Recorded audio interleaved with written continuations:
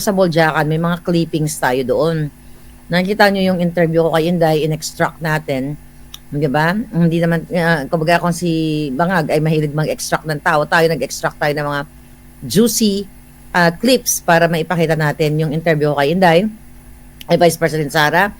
Nung tinanong ko sa kanya kung, ay by the way, bago yung interview niya, gusto kong pasalamatan yung organizers, yung mga volunteers, mga random people na nag-organize, na nagbigay ng permit sila, Aldo, sila Alvin, sila Menchi, sila Kim, yung lahat doon. I'm sorry kung di ko yung mabanggit lahat. Ang SMNI nandoon din. Thank you guys. Kasi bayanihan talaga eh. Nakita nyo talagang random yung biglaan yung mga pangyayari. Tapos nakakuha sila ng permit para mag-celebrate doon. So, amazing talaga. So, ang akala ko nga hindi pwede mag-ingay doon, di ba? Sabi ko sa inyo, pero nabigyan tayo ng permit at ginagwardyahan pa tayo ng mga kapulisan doon, mga local police. At, hoy, ano yung report mo? Manginggit kayo, no? Ipadala na naman si Lisa Tanas dito. Hayaan mo na. Soro, gorgor nga. Anyway, so itong chika, mamatay kayo sa inggit, mga bangag. Kasi walang nagmamahal sa kay Bangag ng katulad ng nagmamahal kay Pangulong Duterte. Taga nyo yan sa mga utak nyong sunog na dahil sa ipinagbabawal na pulburon. Now, balik tayo kay Inday Sara, kay Vice President Sara. Nagkaroon tayo ng chance ng malapitan sa kanya. Well, she's really gorgeous and beautiful kahit, woke up legs. Actually, napag-usapan nga namin na ibubukay ako na alam mo, hindi ako si Inday. Sabi ko, walang ayos talaga. Nakatali lang si Inday. No? Nakatali lang. Walang talaga siyang ayos na parang nakalugay siya. Tapos, sabi nito, sabi ng Navy SEAL ko, parang gusto daw niyang ikulayan yung hair ni Inday kasi hindi na pantay yung kulay. Tapos sabi ko, ako naman gusto kong gamitin yung aking iron dito at maganda yung hair niya. Nasa pag-usapan namin, siguro wala talagang yung stylist si Inday. Wala siyang stylist. Kasi kung may stylist yan, kung fabulous yan, di ba, kahit papaano, may nag-aayos sa kanya. Although kahit hindi siya kailangan mag-ayos, maganda siya. Hindi, di ba? Pretty talaga siya. Hindi katulad nila, hindi ako siya nagsisip-sip ha. Nakita niyo naman yun, di ko kailangan sumipsip. Wala naman akong interest sa politikang magpa-appoint katulad nung dati, di ba, nung kay Lisa Tanas. Dahil kung gusto ko lang, edi sana wala ako dito. So si Lisa Tanas, i-compare lang natin. Pag umaalis, unang-una, hindi naman binoto, pero dala yung mga sip-sip na mga makeup artist niya, yung mga scammer niyang mga, tawag dyan? Yung mga nagtatahi ng damit niya na kahit anong gawin, butod pa rin. So, pera ng bayan yon. And here's the Vice President na binoto ng taong bayan. Okay. I will gurgur you. Kanina ka pa. You're dead. Ayun, nagurgur na pala nga. So, anyway. Okay, so let's talk about Inday Sara. So, tinanong natin kung aware siya, aware ang Pangulong Duterte sa nangyayari. So, nakita niyo naman yung sagot. Aware si Pangulong Duterte. Then, ang tanong natin, tinanong ko din kay Vice President Sara kung aware din ba siya na tinatarget ang mga vloggers. Aware siya. Tinanong din natin, yung sagot po, hindi ko na uulitin, nandyan naman sa Facebook natin at saka dito sa ating YouTube. I-ano nyo na lang panoorin. Ano yung mga tanong natin? I-follow nyo pala, like and follow. I-click nyo yung kasi hindi pala nakikita yung follow ng Facebook ko. Parang like lang. So, may pipindutin ka, dot, i-click mo yun, tapos papalo nyo naman ang alindog ko, mga bakla. Anyway, kawawa naman. Hindi, chika lang. Okay. Ano pa yung tanong natin? Yung tungkol kay kanino? Yung tungkol sa turkey extraction. So, nasagot ni Vice President Sara yun at sabi niya, andyan naman yan, andyan yung item, meaning naka-record yan sa government. So, sa ahensya ng gobyerno like ISAF. So, aware si Vice President Sara. So, yun yung mga na-erase natin na mga tanong. Actually, wala naman akong plano sana magtanong-tanong dahil, Hindi naman tayo nagki-claim ng katulad ng mga journalist doon talaga. That's their job. Kaya lang it just so happened, 'di ba, na ako ina-enjoy ko yung mga drama doon, ng mga palangga. Mga hinihila-hila ako ng mga hitad. So nag-e-enjoy talaga ako kasi ang saya dahil nga yung mga tao is not trolls. They're warm bodies at talagang sincere sila. So anyway, nandun na ako. Di tanong ko na si Vice President Sara. Tapos nandun yung mga mainstream media. Pero, oy, meron akong pasabog. BFF ko na si Ma'am o si Miss Maris Umali. Oh, di ba? Huwag yun nang awayin yun. Okay? Kasi, alam mo, may mga nagsasabi kasi sa akin, ay, yung even mga reporters doon, wag na natin silang awayin. I think they learned their lessons kung ano man. Kasi nakita nila yung power no, natin. Ay yung pagmamahal kay PRRD.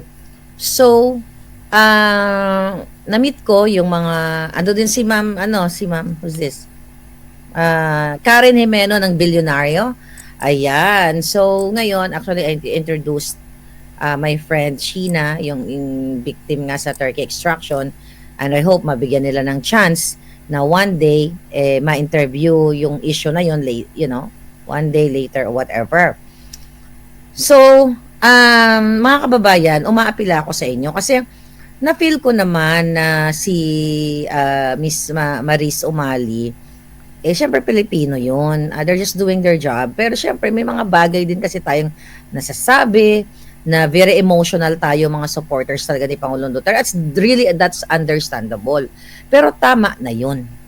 Wag na kayo pag nakita nyo siya na parang sisigaw-sigawan, ay, ganito, yan, kaya ganun. Wag na yun. Kasi alam ko ayaw ni Pangulong Duterte yun eh. Right? Ayaw ni PRRD yun. Remember, Pia Ranada ba yun? Ranyada, whatever. Di ba? Inaccommodate pa yun ni Pangulong Duterte, di ba? Wag na tayong tumulad sa mga addictus. Ang kalaban natin, hindi yung mga individual reporter or yung mga taong nag-uulat lang. Although, hindi din kasi natin alam kung ano yung pressure sa kanila. Okay? Hindi natin alam kung anong pressure sa kanila. But, ako naman, nakilala ko sila. Ako lumapit talaga ako. I introduced myself.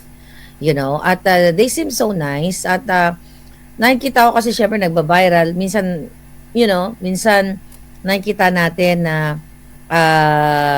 sumusobra sila, sumusobra din tayo. Pero ang gusto ko kasing tutukan natin, 'di ba? Sabi nga, eyes on the prize. The bangag. Kung si Lisa Tanas pa yan, dapat sky is the limit yung ating galit sa kanila. Yung isa, yung Gretchen Ho, umuwi na. Hindi ko siya nakita doon. So, actually, hindi ko naman nasusundan lahat ng mga eksena nila sa banga. Pero ang sa akin lang, eto seriously kung naramdaman na. Kasi may mga narinig din ako ng mga palangga doon na talagang talagang nagagalit sila, emotional sila sa mga mainstream media. Ako din naman, nagsasalita ako ng ganun eh. Pero I think, mas okay kung wag na tayong sumigaw kasi pangit din naman yung sinisigawan natin. Kasi sabi naman parang, Marika, yung mga mainstream media, awayin mo. Hindi naman po ganyan yung personality ko na porket kunyari may nagawa yung isa, pag nakita ko yung isang mainstream media, ikaw, hindi naman ako ganun.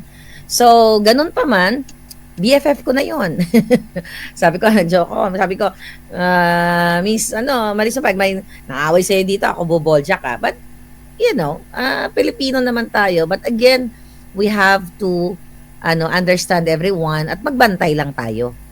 And I think naman, mas okay siya dun sa ibang reporter, no? Kasi yung ibang reporter, talagang iba eh. Pero as in, yung mga report naman niya is okay. Yun nga lang, dun lang sa, dun lang sa issue na yung matanda-matanda. But again, lahat naman tayo, may mga eksena. Ako rin, nagsasalta din ako. Sabi ko, teka muna, may nakakarinig ba sa akin? Baka maano tayo dito, mamaris tayo dito, yung mga ganon. Pero, ganon pa man, wag na po natin awayin yung mga reporters. Let them, bala sila, basta pag hindi na masyadong, pag sobra na siguro, pero yung normal lang, wag na tayong, tanggalin na natin yung galit natin nung mga nakaraang araw. Tapos na yon. Okay? Na-bash na siya and everything. Tapos na yon, let's focus. Ang importante, nandiyan sila nakakapag-ulat pa rin. Better pa rin kaysa sa walang nag-uulat, right? Better pa rin kaysa na walang nag-uulat. Although tayo mga social media, sa atin na lang talaga na umaasa ang mga tao sa mga inilalabas nating katotohanan. Pero mabalik tayo dito kay PRRD at sa mga taong bayan, sobrang grabe yung suporta from all over the world.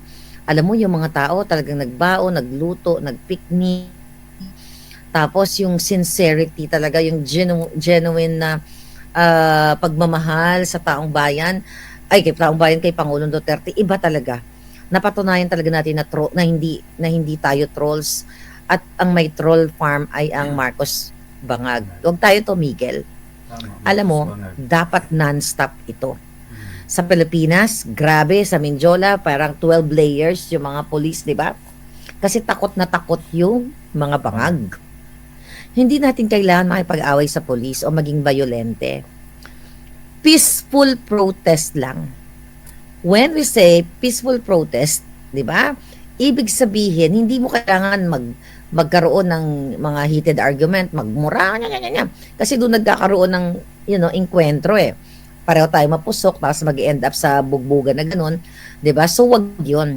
Ang nakikita ko, dahil sobrang milyong Pilipino ang lumabas sa buong mundo, wag nating tigilan to. At dyan sa Pilipinas, alam nyo, umupo lang kayo lahat dyan, sa Mindiola, sa Liwasang Bonifacio, sa buong panig ng mundo. Peaceful, kumanta kayo, kumuha kayo ng sound system. Pag hindi pa bumaba si Bangag sa kabila ng mga Pilipinong sukang-suka sa kanya, ibig sabihin, addictus talaga ang pag-iisip at makapal ang muka.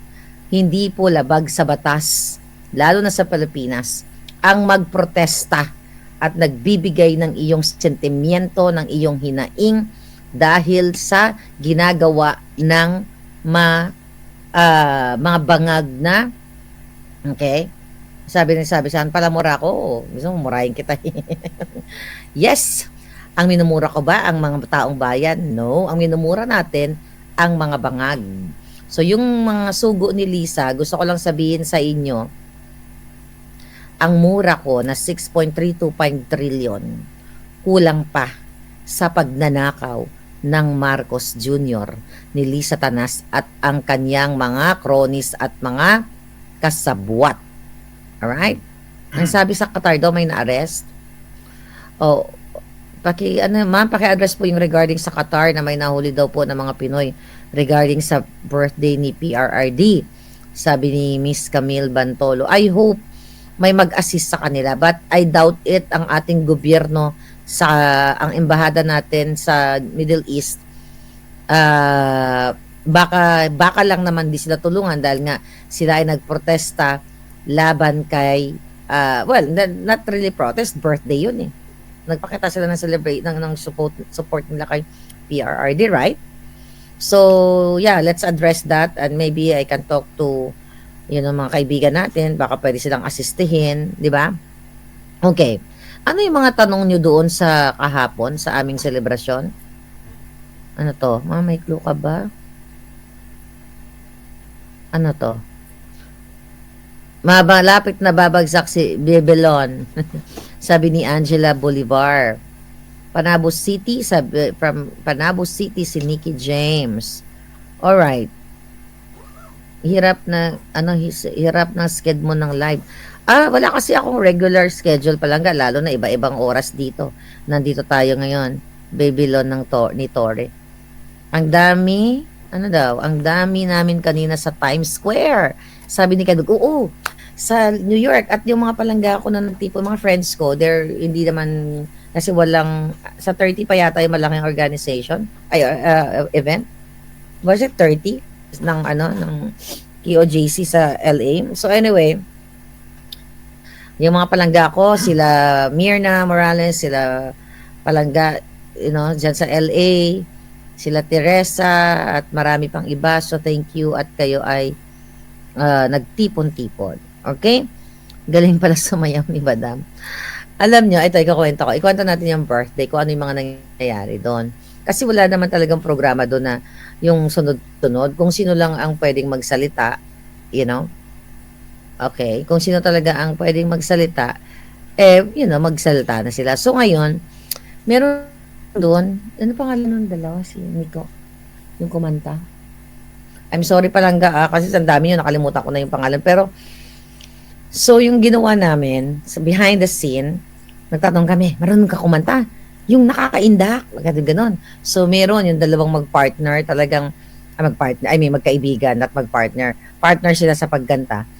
Nakakaindak, doon nagsimula yung mga tao na talagang nagsayaw, so nagplay ng budots nga. Sobrang organic yung feeling ng tao. Kaso lang din, nagyaya pa nga ako eh. Saan ba tayo pwedeng lumipat at ituloy natin itong mga sayawan na itong celebration ni PRRD. And I'm hoping na naririnig kami ni Pangulong Duterte doon sa area na yon. Kasi allowed naman siyang lumabas. 'Di ba? Kasi maybe may mga parang open doon, lakas pa naman ng bibig ko doon. Lakas na nga bells ko. So, for sure, narinig tayo doon. Sabi naman ni Vice President Sara, ay aware naman ang Pangulong Duterte. Sa mga palangga ko sa Qatar, yung nasabi mga na-detain na question ba, nahuli ating mga kababayan, please tulungan natin sila kung meron kayong kakayahan. Asistihin natin sila. Sabi ni Prada Luce, ikaw na talaga ang budots queen ng dahig. Alam mo, kung magbudots ako ng magbudots doon, baka mabwisit na yung taga-ICC.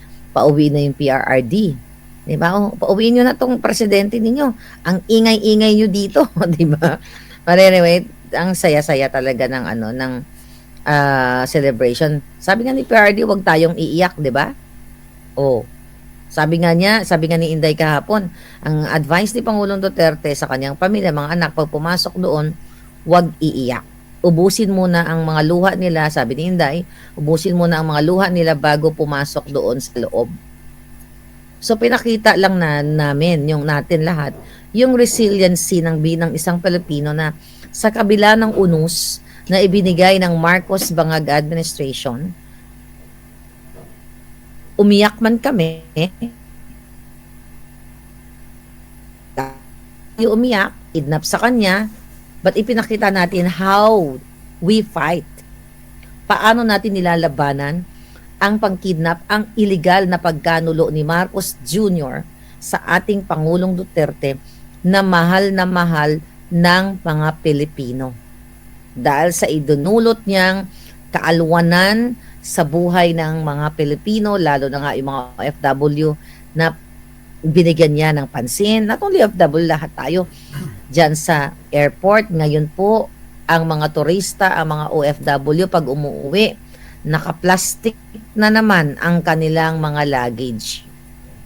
Dahil ibinalik na naman ni Bangag administration, polboronic, ang tanimbala at extortion at yung mga adikto sa lansangan. Alright? So, yun mga palangga, mga kababayan. Mabuhay daw, sabi ni Ma'am Teresita. Kat Serrano, yes, back to zero na naman tayo. Tumaba na si Bangag, sabi ni Jonalyn, naglaylo, malay mo, ma-OD yan. Diba? Sa kakasingot niya. Hindi, tapos na ang nyo, celebration, di ba? Mag-celebrar na lang kayo. Alam nyo, etong mga nangyayari dito ngayon, ginawa nila kay PRRD, at ang inyong mga suporta, hindi nila na-foresee ito. Hindi nila na-anticipate, hindi nila nakita na eto yung magiging impact sa Pilipino, sa buong mundo. Not only that, marami din doon kahapon na mga ibang lahi. Meron nga doon nagpakita ng tattoo. I hope may mag-share sa akin ng video na yun ng tattoo niya ng very patriotic flag ng Pilipinas. Meron doon yung Pilipinas kung mahal. Basta ang dami niyang sulat-sulat sa katawan. Ibang lahi yun. Kasi sabi niya, nakarating na siya sa Pilipinas at mahal niya yung Pilipinas at siya ibang lahi at gusto niya ang Pangulong Duterte. Sayang nga lang, nalobat na yung telepono ko, hindi na namin na-capture lahat kasi ang haba din ng program. Pero ang dami talagang naglalove kay Pangulong Duterte at sa mga Duterte syempre. Alam ninyo mga kababayan, ang pag-ibig ng isang tao o ang pag-ibig sa bayan o pag-ibig sa isang leader, pareho lang yan ng pag-ibig sa jowa at pag-ibig sa asawa. Bakit kamo? Ang jowa mo, pag matino, maayos, di ba? Maayos ang kanyang behavior, everything. Kahit anong pagtuligsa ng mga in-law mo, di ba ganon? Kunyari, may jowa ka, ang sabi ng mga, yung mga mahadera natin, kunyari mga in-laws, ay, ang asawa mo, ganon. Kung alam mo na worth it ang jowa mo o asawa mo, ipaglalaban mo yan. Kahit anong sabihin ng mga not in-laws ng magulang mo o kung ano man mga kamag-anak mo dahil ang tingin nila sa jowa mo ay ganito, ikaw yung nakakakilala, ididepensa mo. Para rin yan pag-ibig sa leader katulad ni Pangulong Duterte. Sa kabila ng pag-hire ng trolls, pag-hire ng mga pagbayad sa mga black ops ni Lisa Tanas laban kay Inday Sara, laban sa Pangulong Duterte, yung mga tao ang nakaramdam. Kasi sila yung naka-experience kung ano yung improvement na nangyari sa bayan nila, sa street nila, sa airport o kung saan pa man, ramdam yun ng tao. Hindi mo kailangan pilitin ang tao. Alam mo, ang pagmamahal sa isang tao, hindi mo kailangan talaga bayaran yun. Kasi ramdam mo yun. Kusa mo, mag-absent ka sa trabaho. By the way, si Bishop Francis, Bishop Francis saka si Ma'am Mayet, si Miss Tina na nakasama namin sa isang place namin sa Airbnb, sa aming hotel, talagang nagta-travel sila dahil, kusa nilang nararamdaman yun. Si Marcos Jr. walang ganun. Tignan mo yung mga pumupunta sa sortie nila. Nakasuot nga ng pula, tas after makabigyan ng ayuda, ang sigaw, Duterte. Unconditional love. Right? Sabi ni V, unconditional yun, walang kapalit. At nakita ng buong mundo, kaya sabi siguro ng mga kapitbahay doon kanina kahapon sa dahig, ano ba naman itong mga Pilipinong ito?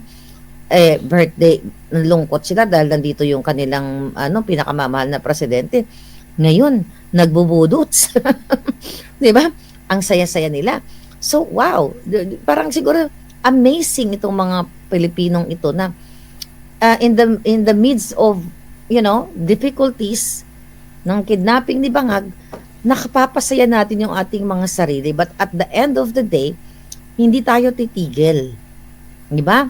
Walang titigil sa laban na ito. Kung pwede ngang okupahin ang buong kalsada, lahat ng Pilipino, saan man kayo naroroon, umupo kayo, magpiknik kayo, huwag kayong tumigil, huwag tayong tumigil hanggat hindi na pagtanto-tanto ni Bangag na isinusuka siya ng taong bayan.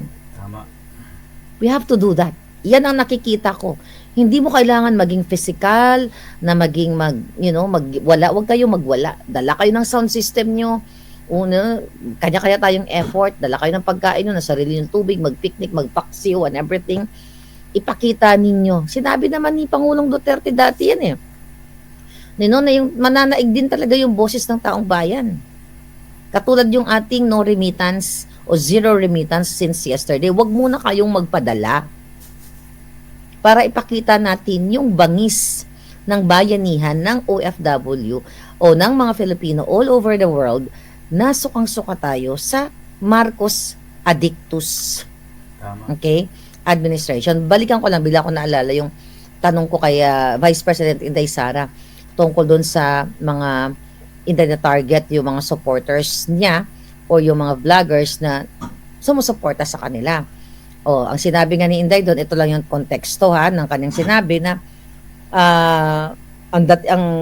para sa akin, ang understanding ko sa kanyang sagot na unfair yung ginagawa ng mga dyan sa Tridor.com na ang pinapatawag lamang na vloggers ay yung mga supporters niya. Pero yung mga nagpakalat ng kasinungalingan kay Inday Sara about doon sa basketball player na yun, hindi nila pinatawag. Di ba? At alam ko kung sinong may gawa nun para sumira kay Lisa Tanas. Kay Inday Sara. Si Lisa Tanas at si Bangag, sila talaga ang nag-hire ng mga firm for black ops para sirain ang mga Duterte. Hindi na nila kayang pigilan.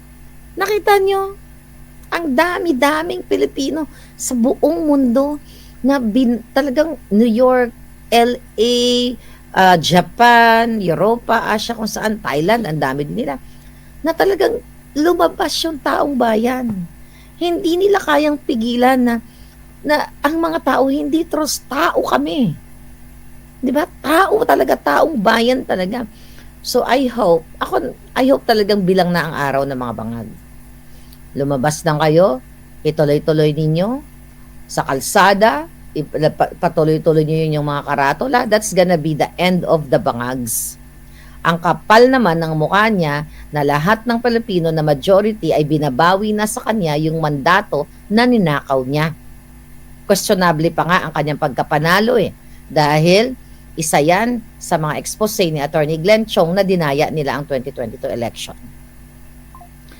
Kung binigay ninyo ang inyong boto sa kanya dahil sa pag-partner unit team nila ni Inday Sara, pwede nyo rin bawiin ang botong yon sa pamamagitan ng inyong peaceful na protesta.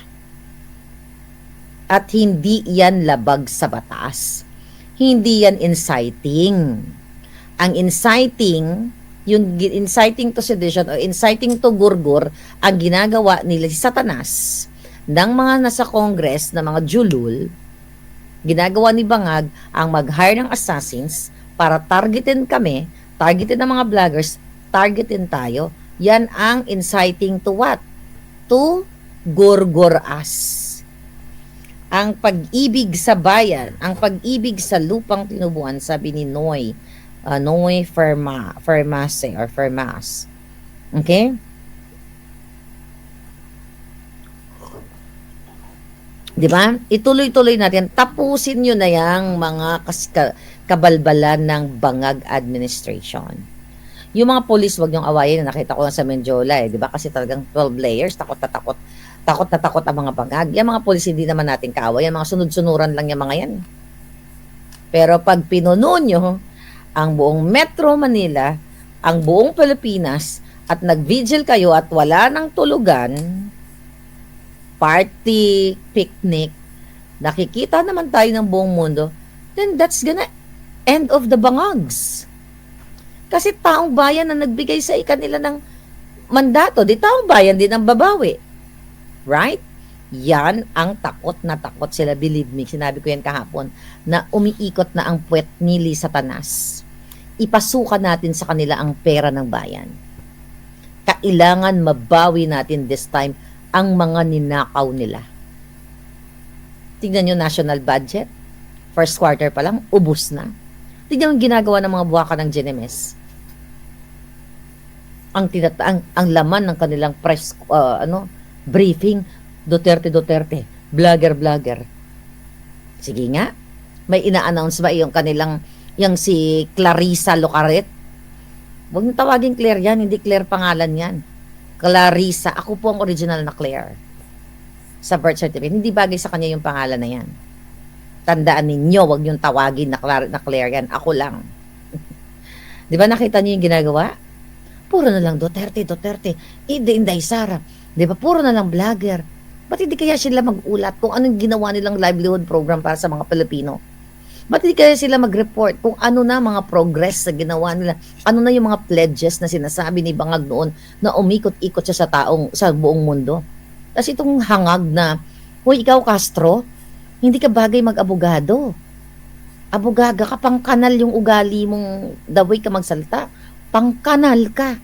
Halatang ang pagkatao mo, binili na ng bangag. Tagapagtanggol ka ng kabalbalan nila. Ang sabi mo, what? Gathering? For what? For peace gathering? For what?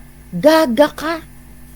Palibhasa, yung gathering ng amo mo, pulboronic gathering.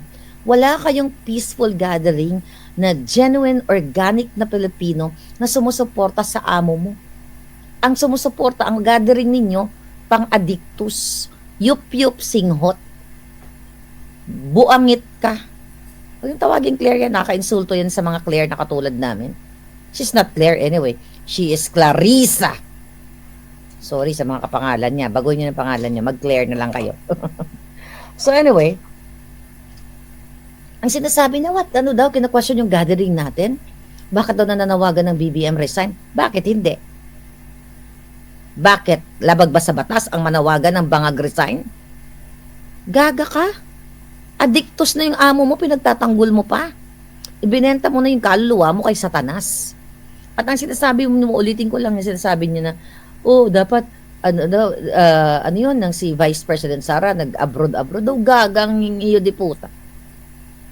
Gusto ba ni Inday? Sabi ko nga, Manila Bulletin, thank you. Di ba? Kaya siya nandito dahil sa kajululan ng amo mo. Kidnapper yung amo mo. Kailangan niyang tulungan ang kanyang tatay. Dahil ang tatay niya ay pinaalwan ang buhay ng mga Pilipino.